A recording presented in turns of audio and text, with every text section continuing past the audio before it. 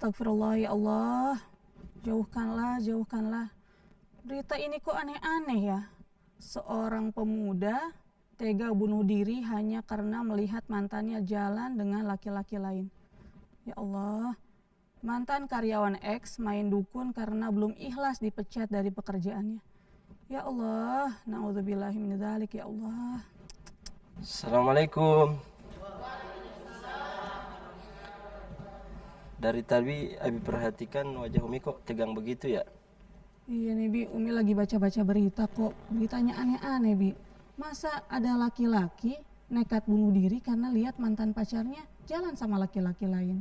Terus juga ada laki-laki yang nekat main dukun gara-gara kecewa dipecat dari perusahaannya. Kan aneh Bi.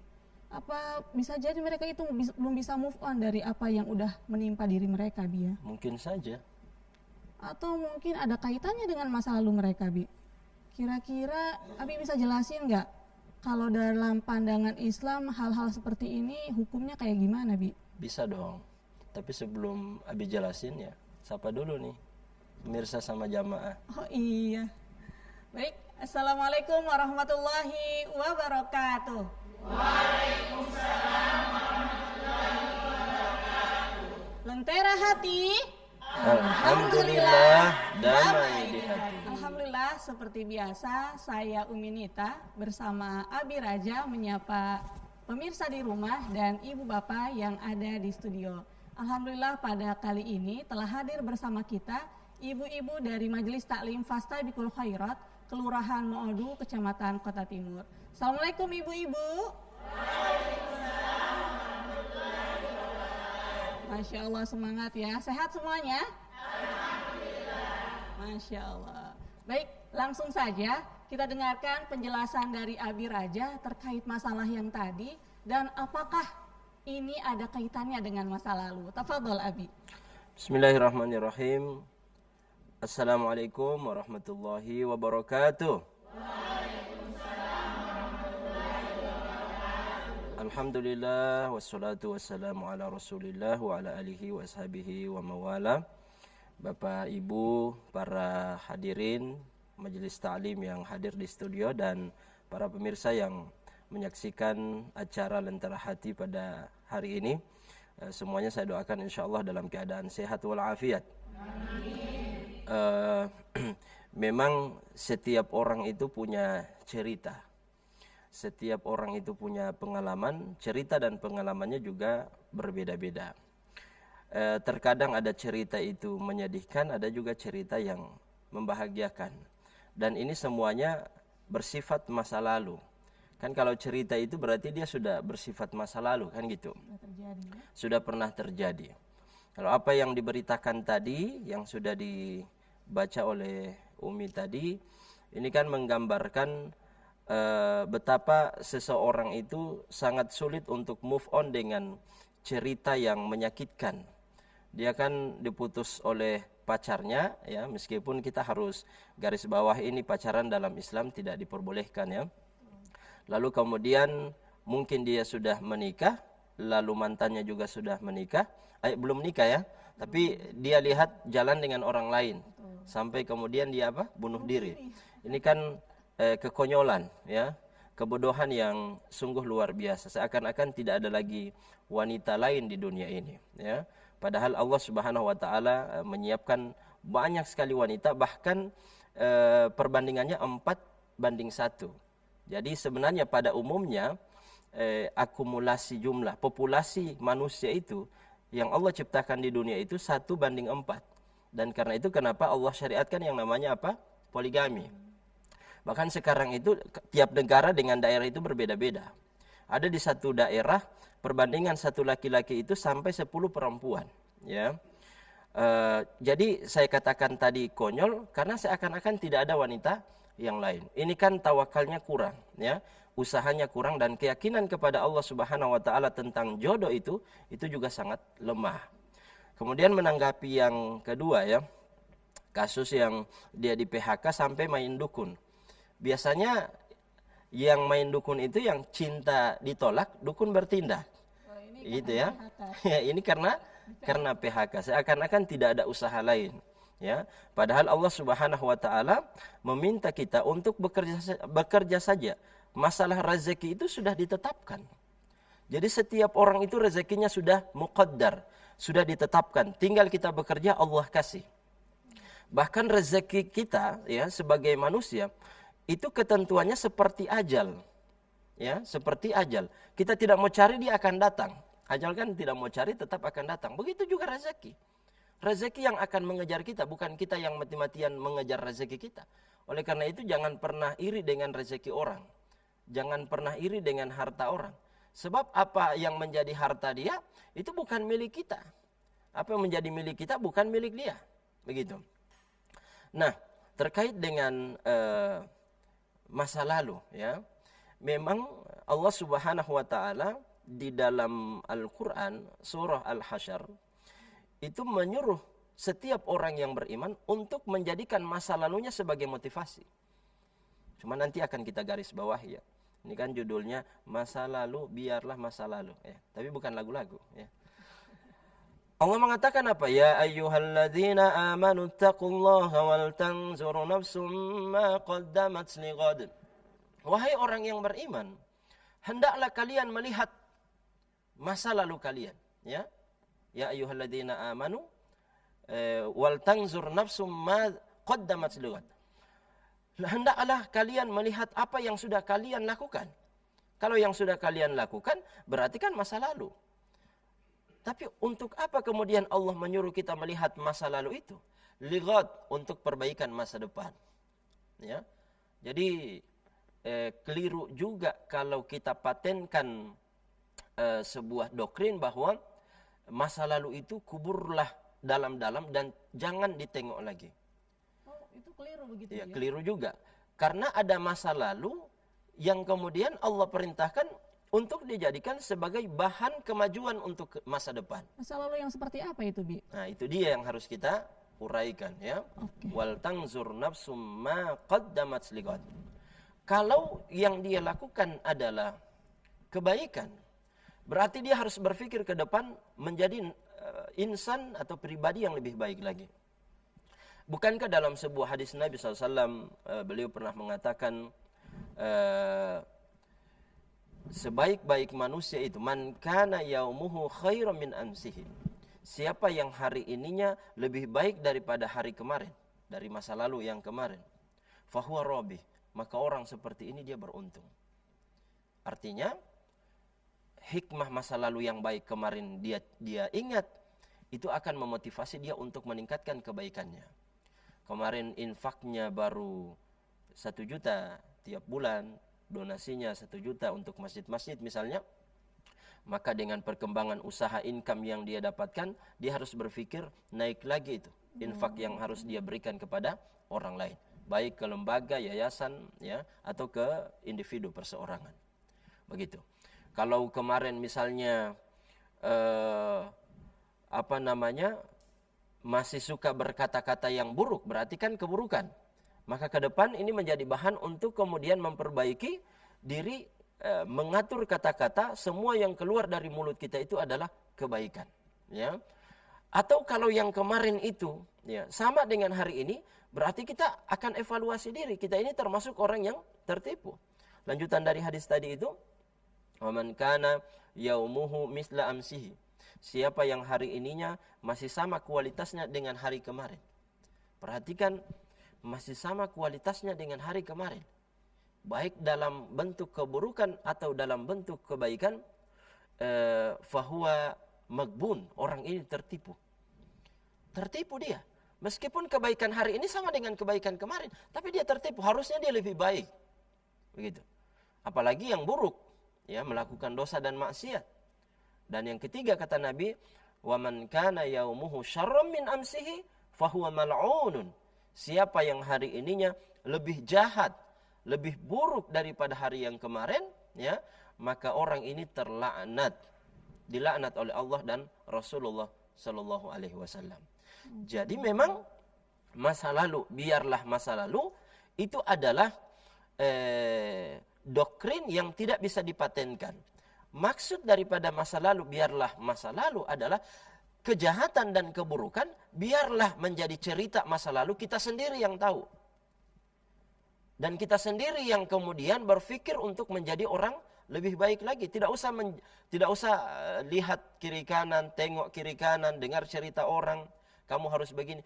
Motivasinya dari dalam diri sendiri. Karena cerita orang itu tidak bisa mempengaruhi mempengaruhi kita kalau kita sendiri tidak ada motivasi dari dalam untuk berubah. Bukankah Allah Subhanahu wa taala mengatakan innallaha la yughayyiru ma biqaumin hatta yughayyiru ma bi anfusihim. Allah tidak akan pernah merubah satu kaum atau satu orang sampai dia sendiri yang mau berubah. Jadi faktor yang paling besar mempengaruhi perubahan seseorang dari arah baik menjadi lebih baik, dari yang buruk menjadi baik, itu sebetulnya adalah faktor internal. Ya, dirinya sendiri yang harus kalau lingkungan memulai. yang tidak mendukung, Bi, bagaimana? Ya, itu dia. Lingkungan juga menjadi faktor terpenting dari bagian perubahan itu. Ya. Oleh karena itu orang kalau sudah mulai berubah, lihat lingkungan. Karena lingkungan ini juga akan menekan. Ya. Kalau dia baik, ya akan mempengaruhi terhadap kebaikan. Tapi kalau dia buruk, kita ingin menjadi baik, ya stagnan. Ya, kita akan terpengaruhi dengan lingkungan tersebut. Ya, baik. Jadi ada masa-masa lalu yang tidak bisa lagi kita ceritakan. Jadi kan tidak semua masa lalu bisa kita ceritakan. Kalau yang baik ceritakan, kalau yang buruk simpan baik-baik. Itu yang kita kenal dengan kubur dalam-dalam. Ada orang yang pernah melakukan kejahatan, kemaksiatan, pendosa, suka berzina, pernah membunuh, pernah mencuri, pernah korupsi, pernah apa lagi? Ya, nilap uang orang dan lain sebagainya. Tapi suka dia cerita. Dengan bangga gitu ya. Dengan orang bangga. yang bangga terhadap masa lalunya yang penuh dengan dosa. Ini keliru. Ini yang kita maksud dengan masa lalu, biarlah masa lalu. Tapi Bi, Kita menarik sendiri ini. yang tahu. Kalau misalkan ini dalam proses ingin menikah, apakah dia wajib bercerita kepada calon suaminya? Dulu ini saya pernah berzina begitu. Baik. Itu hukumnya seperti apa, Bi? Baik. Dalam pernikahan ada tahap-tahapnya. Misalnya dari nazar dulu, ya kan? Jadi nazar kita memandang dari pandangan itu, disitulah kemudian kadang-kadang jatuh cinta, ya. Jadi fanazarun, kemudian setelah itu fabtisamun. Ini proses menuju cinta ya. Jadi fanazarun, wabtisamun, thumma salamun, fakalamun, waliqaun. Mulai dari pertemuan, kemudian memberikan senyuman, lalu sapaan assalamualaikum, lalu mulai berani bertanya apa kabarmu, sudah makan atau belum, famau'idun, sebelum liqa mau'idun, janjian kita ketemuan yuk, tidak cukup dengan chattingan dan sebagainya, faliqaun, lalu ketemu, ya. Jadi ini prosesnya. Nah, di dalam Islam diatur kalau mau menikah mulai dari pandangan dulu, namanya nazar. Ya, kita lihat, oh ini kayaknya srek saya suka sama dia. Setelah itu kemudian khitbah. Ya, khitbah. Nah, di dalam khitbah itu laki-laki berhak untuk bertanya. Sebagaimana perempuan juga berhak bertanya tentang laki-laki, tentang calon suaminya. Kamu bagaimana, ya? Dia ingin cari tahu fisiknya, dia kirim ibunya misalnya, bapaknya ke rumah si calon suaminya. Dia ingin cari tahu, ya. Jadi adil juga, bukan cuma kekurangan fisik perempuan yang ingin kita cari tahu. Laki-laki juga bisa kita cari tahu kekurangannya atau kelebihannya. Begitu ya. Nah, disitulah pada khitbah, proses khitbah itu, si laki-laki juga berhak untuk bertanya tentang orisinalitas si gadis yang akan dia nikahi. Boleh, Bi, ya? Boleh. Kalau dia mau bertanya, silakan, tapi kalau dia tidak tanya maka perempuan tidak perlu untuk menceritakan. Misalnya dia tahu bahwa dia pernah berzina, artinya dia tidak perawan lagi. Baik ya? Tapi datang calon suaminya tidak pernah bertanya. Ya sudah. Tidak usah diceritakan. Pas di malam, mohon maaf, malam pertama ternyata suaminya berharap dia gadis dan ternyata tidak gadis lagi, maka suaminya punya hak. Haknya untuk apa? Hak untuk menceraikan. Hak menceraikan. Dia ceraikan, dia punya hak. Dia bertahan, dia lebih baik. Dia maafkan, dia lanjutkan, itu lebih baik. Ya, itu lebih baik. Tapi mohon maaf, ketidakperawanan seorang gadis di malam pertama yang ditemukan oleh suaminya itu tidak serta-merta otomatis memutuskan hubungan pernikahan yang dikenal dengan fasakh, ya. Jadi tidak otomatis. Semua tetap akan kembali kepada suami. Jadi kalau ditanya, ya baru sampaikan. Yang masalah adalah ketika ditanya tidak jujur. Oh, ini masalah, Bi. Ya, itu masalah. Ditanya kira-kira masih gadis atau tidak, lalu dia bilang masih gadis, padahal dia sudah pernah berzina. Nah, itu kalau itu harus dijawab terus terang, saya tidak gadis lagi. Tapi kalau tidak ditanya, ya jangan diceritakan. Nah, oleh karena itu secara umum nasihat saya, ya, kepada para komunitas hijrah, Anda yang sekarang sudah mendapatkan nikmat Allah, nikmat Islam, nikmat iman, nikmat ibadah, jangan lagi bangga dengan menceritakan keburukan-keburukan masa lalu. Kadang-kadang kan dia cerita begini. Bahwa piahu otal mengoli. Bahwa kita pebayong yang menitahu. Kita ini ahli solat, kita ini ahli masjid, kita ahli sedekah. Kalian belum tahu apa yang pernah saya lakukan dulu. Dulu saya pernah mencuri, dulu saya pernah memukul, membunuh, pernah berzina, pernah main judi, pernah minum khamar. Dan dia bangga dengan cerita itu.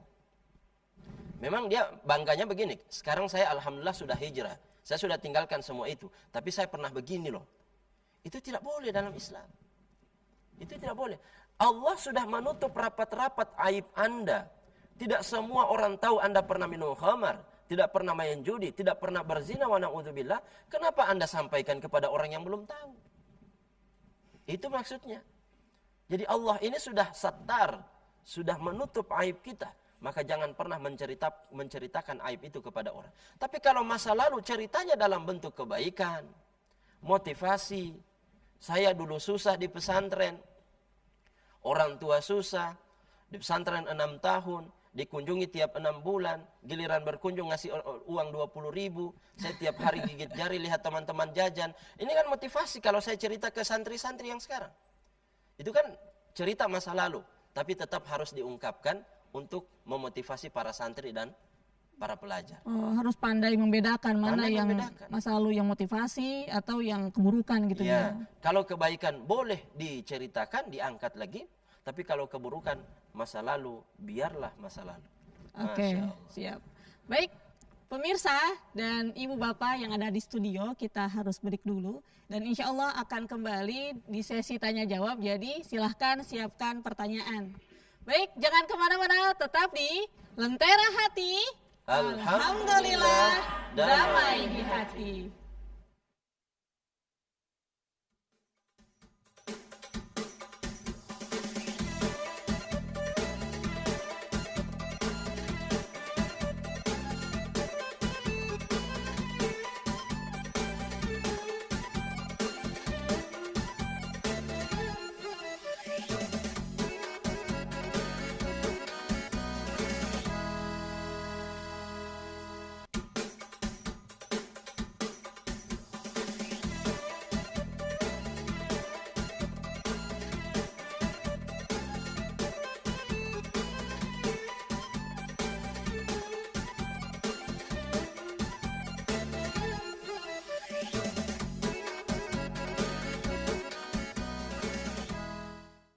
Kembali lagi dalam program Lentera Hati. Alhamdulillah, damai di hati. Baik, kepada ibu-ibu yang ada di studio yang ingin bertanya, saya persilahkan dari sebelah kanan saya. Ada yang ingin bertanya, Ibu, Bapak? Atau kalau belum ada, di sebelah kiri saya. Silahkan Ibu. Assalamualaikum warahmatullahi wabarakatuh. Waalaikumsalam warahmatullahi wabarakatuh. Nama saya Rosna Jaidrus dari Majelis Taklim Fastabikul Khairat. Saya ingin bertanya Abi tentang masa lalu, biarlah berlalu. Terkadang kita itu menghukum seseorang itu dengan masa lalu. Walaupun dia sudah berbuat baik, sudah berjilbab panjang dan lain sebagainya, ketika dia semacam terkesan dia tidak diakui dengan kebaikannya, tetap dia dikejar-kejar oleh masa lalu. Maka yang bersangkutan ya akhirnya dia mengambil jalan pintas, ya kembali lagi ke perbuatan yang masa lalu. Karena dia menyangka bahwa ketika dia berbuat baik tidak ada yang menghargai. Lebih baik kita kembali saja ke masa lalu dan kembali kepada komunitas yang membuat dia nyaman. Dia hanya cari nyamannya saja. Jadi bagaimana Abi untuk mengatasi orang yang seperti itu? Terkadang dia sudah putus asa dengan melawan keburukan-keburukan yang pernah dia lakukan dengan cara apalagi selalu diusik-usik dengan masa lalu. Makasih Abi. Wassalamualaikum warahmatullahi wabarakatuh. Waalaikumsalam warahmatullahi wabarakatuh. Baik, terima kasih Bu Rusna atas pertanyaannya. Abi, silahkan dijawab. Masya Allah, ini pertanyaannya bagus sekali dan mewakili banyak orang yang kemudian suka menghukumi orang lain dengan masa lalunya. Ini adalah perbuatan yang zalim. Orang-orang yang menghukumi orang lain dengan masa lalunya, masa lalu yang menjadi keburukannya, masa kelamnya, ini adalah kezaliman. Karena dia memang tidak menyakiti secara fisik, tapi menyakiti secara batin. Batinnya sakit luar biasa itu. Ya. Bagaimana seseorang sudah berusaha menjadi orang baik, tapi kemudian kebaikannya itu tidak pernah dianggap, tidak pernah dilirik. Salah sedikit langsung yang dilihat adalah masa lalunya, masa buruknya. Biasanya kan manusia begitu. Ini tapi manusia tidak baik seperti itu. Ya. Hendaklah kita mengambil hikmah daripada sifat-sifat Allah Subhanahu wa taala. Yang Maha Afu, Maha memaafkan, Tawwab, Maha menerima taubat. Allah itu hebatnya luar biasa. 60 tahun kita melakukan dosa. Ya, 60 tahun kita melakukan dosa. Dosanya yang berat, yang ringan sampai yang berat-berat, yang kecil sampai yang besar-besar. Satu hari kita bertaubat, melakukan kebaikan, dosa selama 60 tahun Allah hapus dengan kebaikan sehari itu. Masya Allah. Beda dengan orang, beda dengan manusia. Kalau manusia 60 tahun berbuat baik, satu hari melakukan kesalahan, tak hapus semua itu.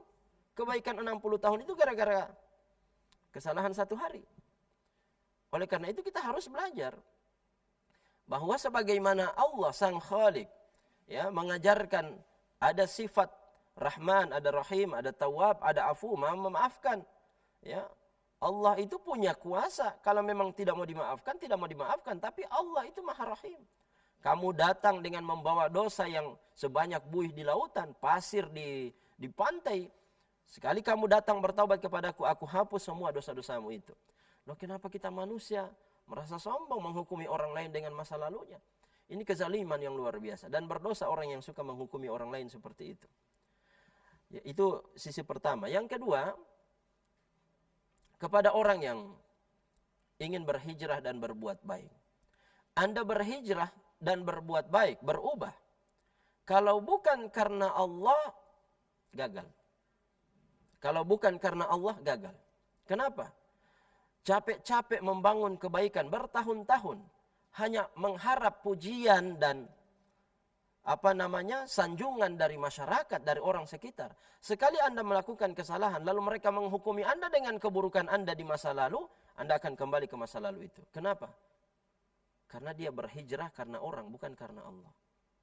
Dan orang seperti ini tidak ada pahalanya hijrahnya. Sama sekali tidak ada pahala. Ya. Dan karena itu kata Nabi SAW, innamal a'malu binniyat.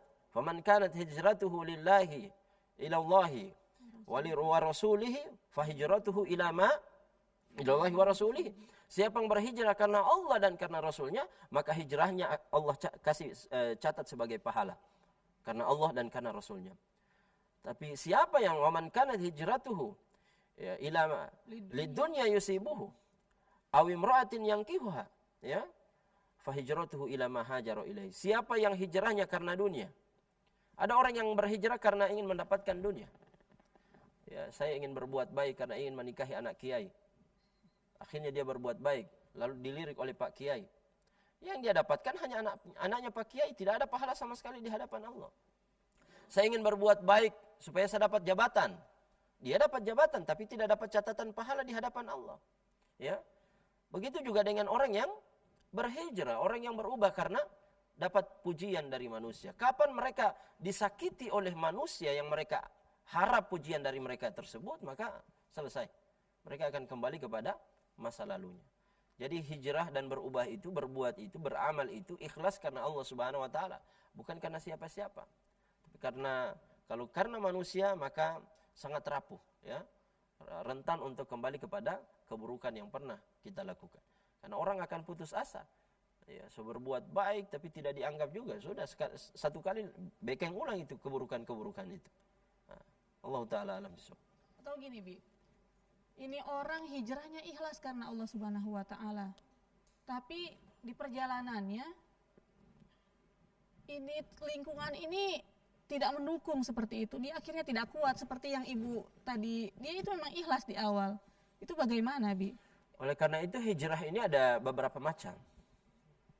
Ada hijrah makaniyah. Hijrah yang bersifat tempat. Dari satu tempat ke tempat lain. Ini disebut hijrah makaniyah. Seperti Rasulullah SAW yang hijrah dari Mekah ke Madinah. Ada orang yang hijrah tidak perlu hijrah tempat. Ibu-ibu yang sudah nyaman tinggal di kota timur, tidak usah lagi hijrah di kota barat. Kecuali kalau mau bertetangga dengan saya di kota barat, ayo silakan, tidak apa-apa. Maksud saya kalau memang sudah nyaman di tempat itu tidak masalah. Lingkungannya apa? Lingkungannya mendukung. Yang perlu kita hijrahkan berarti hijrah i'tiqadiyah. Keyakinan kita yang tadinya penuh dengan kesyirikan, tinggalkan kesyirikan menuju tauhid Allah Subhanahu wa taala. Orang yang masih suka percaya dukun, ya, pergi ke dukun, percaya jimat, ya. Orang seperti ini perlu berhijrah. Namanya hijrah i'tiqadiyah.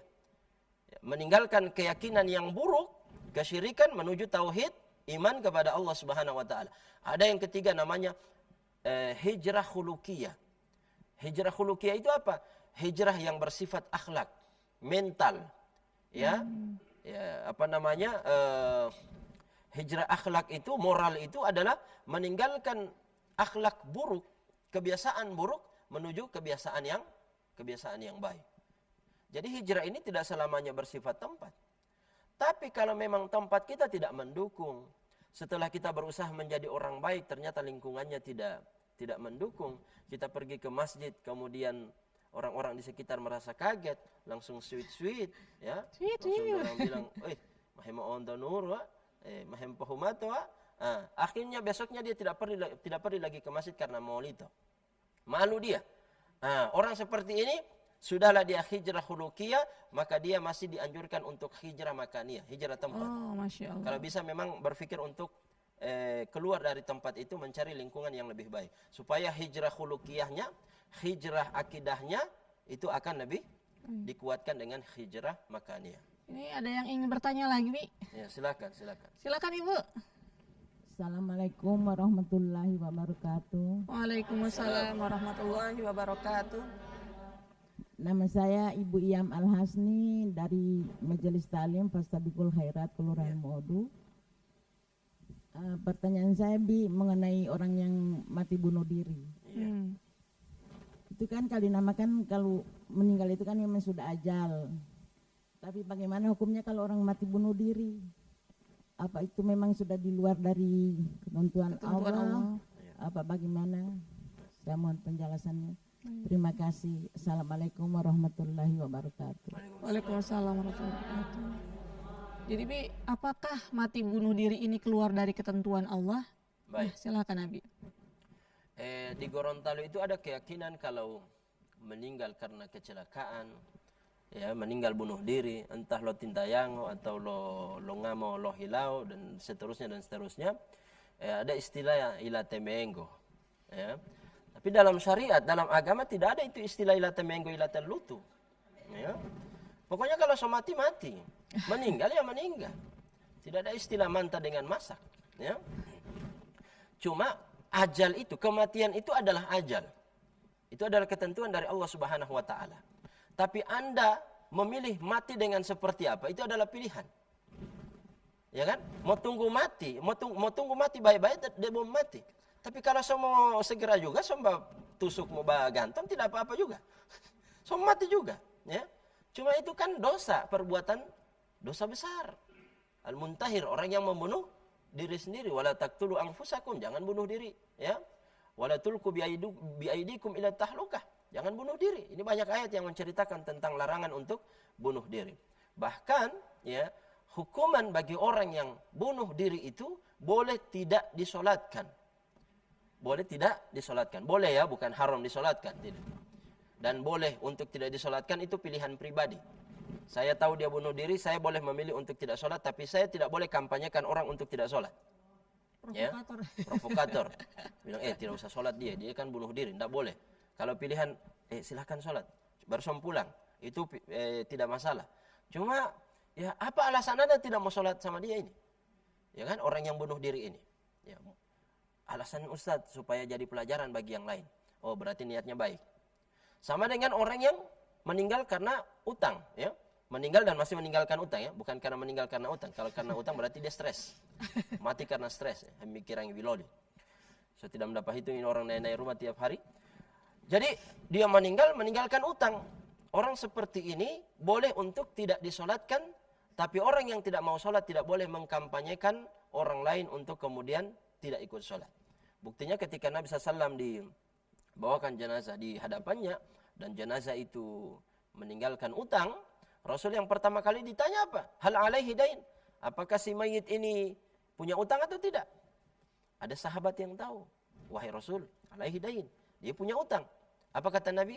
Sallu ala sahibikum. Tolong kalian yang sholat. Nabi, saya tidak mau sholat. Ini dalil menunjukkan ancaman keras bagi orang yang tidak mau bayar utang. Karena ketika dia meninggal, orang boleh tidak menyolatinya. Yang kedua, ma yustafadu minal hadis. Apa yang bisa diambil pelajaran dari hadis ini adalah kalau tidak mau sholat, tetap menyuruh orang lain untuk sholat. Ya, begitu. Allah Ta'ala alam bisawab. Apakah dia sudah keluar dari ketentuan Allah Subhanahu Wa Ta'ala? Dia keluar dari ketentuan Allah, ya, terhadap larangan untuk bunuh diri. Baik. Masya Allah. Bumi juga pernah baca itu kalau orang bunuh diri tidak diterima di langit dan di bumi. Apakah benar itu hadis, Bi? Enggak. Orang yang meninggal itu kan begini. Seseorang tidak akan pernah mati kecuali dua hal sudah sempurna. Pertama adalah rezekinya, yang kedua adalah ajalnya. Selama ajal seseorang belum tiba, maka dia tidak akan meninggal. Selama rezeki seseorang belum sempurna, maka dia tidak akan pernah meninggal. Jadi kalau dia sudah meninggal, sudah selesai. Kalau dia orang yang beriman, rohnya naik ke langit. Ya kan? Naik ke langit. Amalannya akan dicatat di kitabul illiyin. Ya. Kalla inna kitabal abrari lafi illiyun wa ma adraka ma illiyun kitabu markum dan seterusnya. Tapi kalau dia orang jahat, dia orang mujrim, orang fajir, maka ketika rohnya naik ke langit, semua langit ditutup. Tidak ada satu langit pun, ini khususnya orang kafir, tidak ada satu langit pun yang akan terbuka. Lalu dia kemana? Dia dilemparkan ke dalam bumi. Bumi yang paling rendah namanya Sijin. Tempat catatan orang kafir itu, orang jahat, orang pendosa itu adalah Sijin. Wa ma adraka ma Sijin dan seterusnya. Jadi tidak ada itu istilah ruhnya gantayangan ditolak oleh langit dan bumi, tidak ada. Ya, kalau dia orang beriman naik ke Iliyun, kalau dia orang fajir, orang kafir ya ke Sijin. Ya. Jadi kadang-kadang kita ini disuguhkan dengan berbagai macam cerita yang memang landasannya Allah Ta'ala alam, bagaimana kebenaran kita juga tidak tahu. Cuma yang saya tahu ya, bahwa orang kalau sudah meninggal, kalau dia orang beriman, ruhnya diangkat ke langit. Di atas langit yang ketujuh ada catatan Illiyun namanya, Kitabul Illiyun. Allah Ta'ala alam bisawab. Baik, Bi, sebelum kita lanjut di sesi tanya jawab berikutnya, kita harus break sejenak sepertinya. Baik Ibu-ibu, silahkan siapkan pertanyaan bagi yang ingin bertanya. Pemirsa, jangan kemana-mana, tetap di program Lentera Hati. Damai.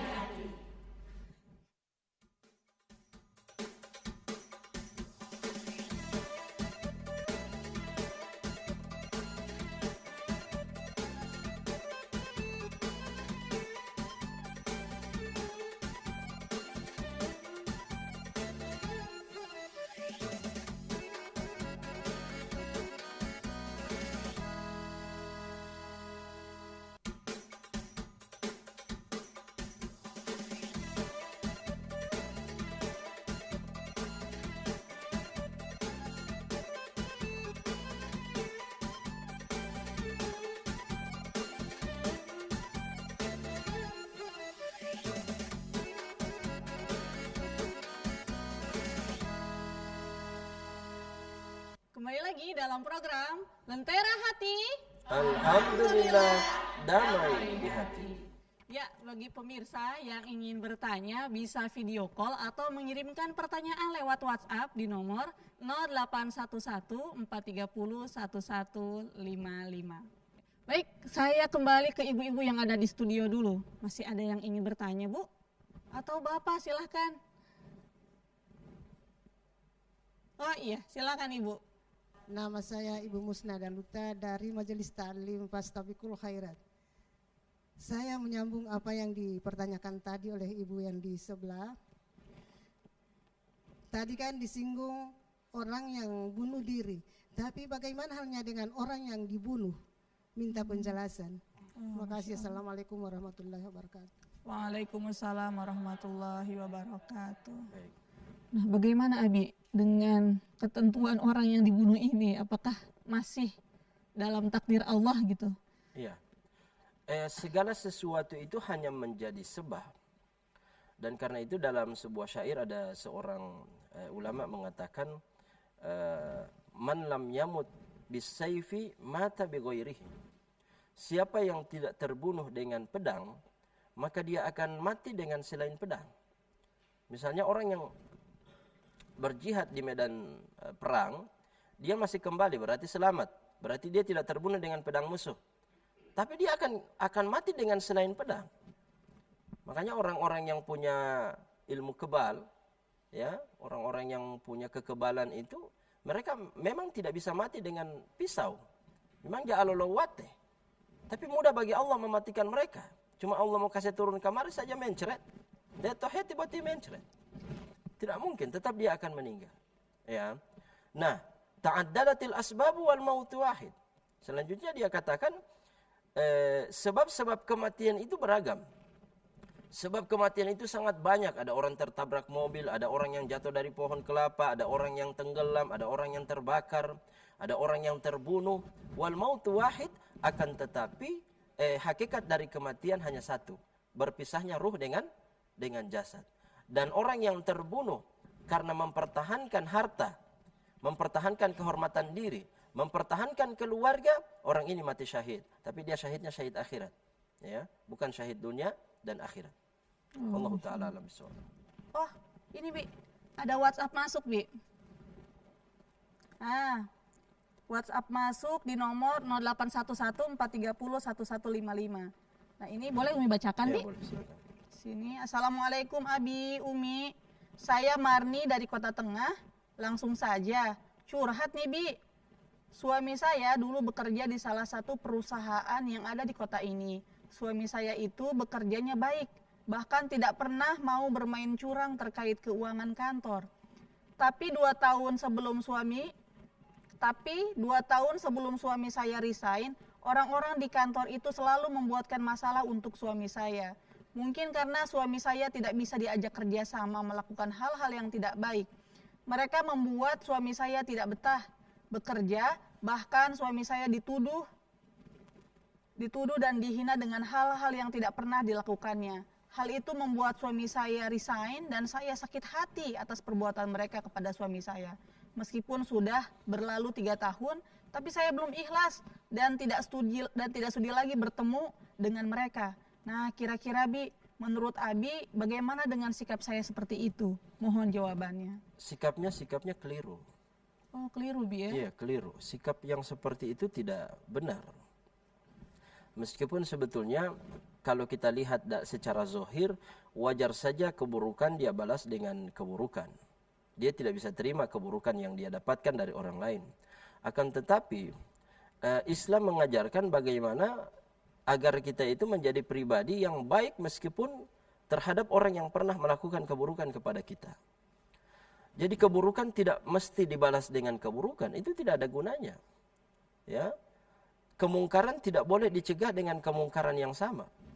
Sebagaimana menghilangkan keburukan tidak boleh juga dengan cara yang buruk. Keburukan dibalas dengan kebaikan. Karena keburukan yang kita dapatkan itu pahala untuk kita. Dia itu suaminya sudah difitnah di dalam kantor padahal dia tidak melakukan apa yang mereka tuduhkan. Hanya mungkin karena alasan dia tidak bisa diajak kompromi dalam hal-hal yang negatif misalnya. maka itu adalah poin besar di hadapan Allah Subhanahu wa taala. Orang ini mempertahankan kejujuran dan kebenaran, dia mesti tersingkirkan. Memang Allah sayang sama dia. Kasih sayang Allah dalam hal ini besar sekali. Kenapa Allah tidak mau dia berada di dalam lumpur? Oh, Masya Allah. Permata tetaplah permata meskipun dia berada di dalam lumpur. Tapi kalau lama-lama juga di dalam lumpur, ya tidak kelihatan. Allah keluarkan dia dari lingkungan yang tidak baik itu. Dan semua fitnah, tuduhan yang dia sudah dapatkan dari teman-temannya, itu menjadi tabungan pahala buat dia. Harusnya dia bersyukur. Harusnya si ibu ini yang bertanya ini bersyukur. Kenapa bersyukur? Mereka akan panen. Panennya kapan? Panennya di hari kiamat. Bukankah Nabi SAW mengatakan, atadruna manil muflis? Tahukah kalian orang di hari kiamat itu siapa yang bangkrut? Atadruna manil muflis? Tahukah kalian siapa yang bangkrut? Para sahabat bilang, yang kami tahu orang bangkrut itu orang yang tidak punya uang, ya, yang tidak punya apa-apa. Nabi bilang tidak. Orang yang bangkrut yang sesungguhnya adalah ya'ti yaumal qiyamati bi sholatihi wa siyamihi wa shadaqatihi. Dia datang di hari kiamat membawa pahala salatnya, pahala puasanya, pahala sedekahnya, pahala kebaikannya, semuanya dia bawa. Tapi ternyata karena dia waqad syatama hadza, orang ini pernah mencela orang lain. Ya, wa daraba hadza, pernah memukul orang lain, menyakiti orang lain, pernah mengfitnah orang lain, pernah menggibah orang lain. Ini kan digibahi, ini kan difitnah kan? Disakiti. Apa yang terjadi? Allah akan transfer semua kebaikan orang yang pernah mencela dan pernah mengfitnah ini kepada orang yang dia fitnah. Sampai kemudian tidak lagi dibilang ini sudah habis kebaikannya, tapi dosanya belum selesai. Supaya seimbang balance, dosa orang yang dia fitnah itu ditransfer kepada yang mengfitnah sehingga seimbang. Makanya dia bangkrut. Jadi seharusnya si ibu ya, penanya ini bersyukurlah. Ya, jangan lagi harus move on, ya. Tinggalkan. Lupakan. Itu sudah menjadi catatan pahala Anda. Tidak usah lagi dihilangkan pahalanya dengan menjadi beban pikiran bagaimana membalas keburukan itu.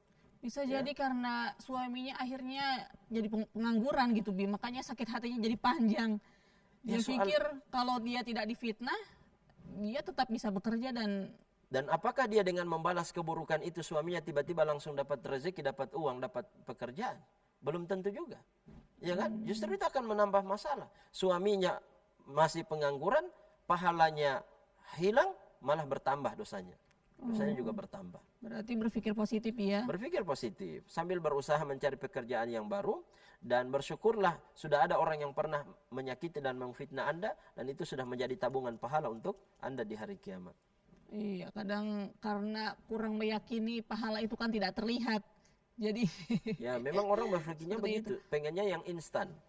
Kalau pahala itu belum kelihatan sehingga dia jadi kurang yakin ya. Iya, betul. Padahal perkara pahala ini itu akan kita lihat setelah meninggal. Ya, andaikan pahala balasan dari kebaikan itu Allah kasih secara kontan sewaktu kita hidup di dunia, maka saya yakin betul tidak ada orang yang mau kafir di dunia ini.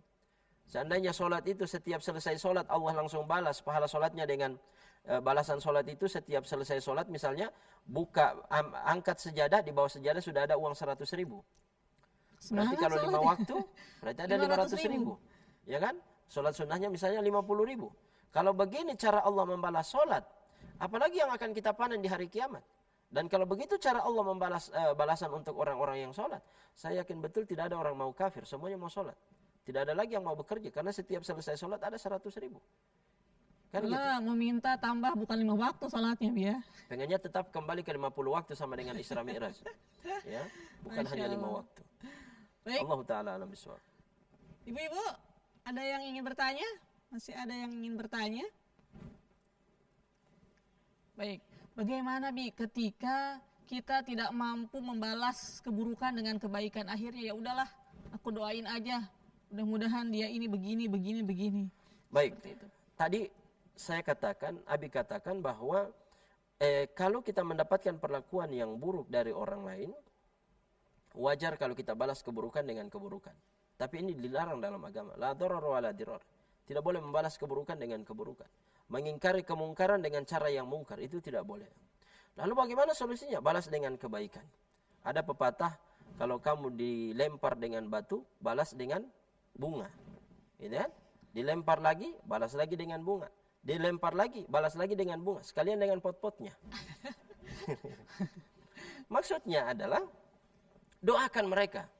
Orang yang hebat itu adalah ketika dia mampu memaafkan orang yang pernah menyakitinya, dan dia bisa menghadirkan wajah-wajah orang yang menyakitinya dalam doa. Ini hebat loh Pak. Ibu-ibu, tidak semua orang bisa ini. Orang yang pernah menyakiti dia, gara-gara fitnah orang itu dia disingkirkan dari instansi tempat dia bekerja, dia doakan dalam doanya. Bayangkan, dia doakan dalam salatnya. Yang pernah mengfitnah dia bilang, ya Allah, ini kan doa luar biasa ini, tidak semua bisa berdoa ini. Ya Allah, in kana ma yaquluhu fiyya faghfirli. Jika apa yang dia isukan, dia sebarkan cerita tentang saya itu benar pernah saya lakukan, ya Allah ampuni saya ya Allah. Tapi kalau apa yang dia ceritakan, yang dia isukan itu tidak benar saya lakukan, tidak pernah saya lakukan, faghfir lahu, tolong ampuni dosanya ya Allah. Ini kan hebat. Yang wajar itu bagaimana? Ya Allah, kalau apa yang dia bilang tentang saya itu, dia ceritakan tentang saya itu benar pernah saya lakukan, saya minta maaf. Tapi kalau apa yang dia sampaikan tentang saya itu tidak benar ya Allah, azab dia ya Allah, ya kan, siksa dia ya Allah, itu kan wajar. Ya, tapi yang sesuatu yang luar biasa adalah kalau apa yang dia ceritakan tentang saya itu tidak benar, maafkan dia ya Allah. Luar biasa. Oleh karena itu, ya coba kita tingkatkan kualitas diri kita. Dari orang yang bukan hanya sekedar sabar, tapi bisa memaafkan. Ada orang yang sabar loh Bu, bisa sabar, dia mendapatkan perlakuan, dia sabar, tapi dia tidak mau memaafkan. Ada orang bisa memaafkan, tidak bisa melupakan. Dia bilang, memang kita semua maafkan, tapi sampai hari kiamat mau mati, kita tidak melupakan. Tabiat ibu-ibu biasanya itu, Bi. Tabiat ibu-ibu, ya. Tapi Umi tidak termasuk di situ ya. Masya Allah ya, Umi mah selalu lupa ya. Lupa taruh kunci ya. Kemudian tingkatkan lagi kualitas diri kita menjadi orang yang mendoakan. Jadi sabar, memaafkan, melupakan, mendoakan. Tidak semua orang bisa. Derajat ini tertinggi, memaafkan orang yang pernah menyakitinya. Menarik, Bi, memaafkan. Kira-kira ada nggak tips supaya kita menjadi orang yang pemaaf? Agama harus kita jadikan sebagai motivasi. Ya. Tips agar kita menjadi orang yang pemaaf itu tidak ada cara lain selain daripada menjadikan ayat-ayat Allah itu sebagai motivasi. Misalnya dalam surah Ali Imran, ya, wasari'u ila magfiratin min rabbikum wa jannatin 'arduha as-samawati wal ard wa iddat lil muttaqin. Ya. Bersegeralah kalian memasuki surga Allah yang luasnya seluas langit dan bumi, yang hanya disiapkan bagi orang-orang yang bertakwa. Siapa orang bertakwa?